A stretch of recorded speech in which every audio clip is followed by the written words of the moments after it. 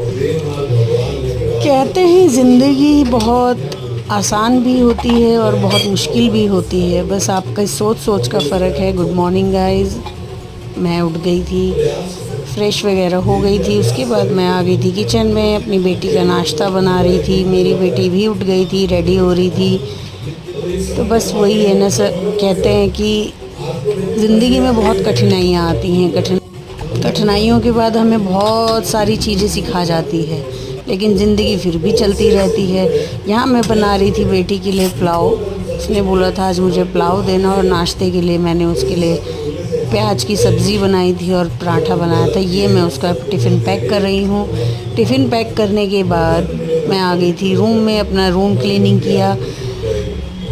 Mind में चलती रहती हैं बातें, बहुत सारी बातें चलती हैं, बहुत सारा दिमाग में प्रेशर चलता रहता है, लेकिन फिर भी ज़िंदगी इसी का नाम है कि हमें आगे बढ़ना है। मैं एक सिंगल मदर हूँ। सिंगल मदर के नाते मेरे ऊपर बहुत सारी रिस्पॉन्सिबिलिटीज़ हैं। मेरी सबसे बड़ी रिस्पॉन्सिबिलिटी मेरी बेटी है, उसके बाद मेरा ऑफिस है। मेरे दो ही कर्म हैं जो जिसको मैं अपना प्रधान मान के चलती हूँ, एक मेरा ऑफिस, एक मेरी बेटी। बस इन दोनों को ही अपना जीवन का परम प्रधान कर्तव्य मान के मैं अपनी जीवन का यापन करती हूँ।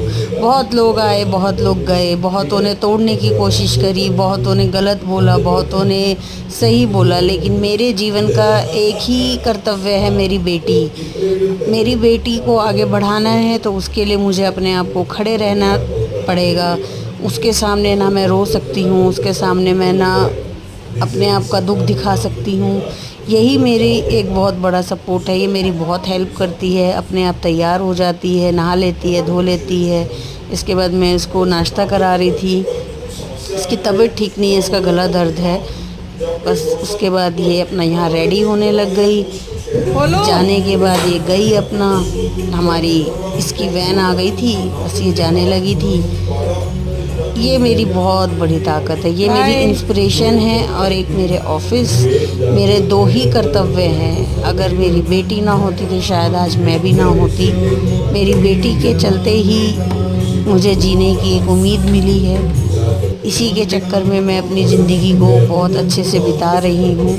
अकेली हूँ, लेकिन अकेले होने के बाद भी मेरे साथ मेरे भगवान हैं, मेरे भोलेनाथ जी हैं। हर हर महादेव, जय शिव शंभू। और आज से तो सावन भी लगने वाला है। हर हर महादेव, हर हर महादेव, हर हर महादेव।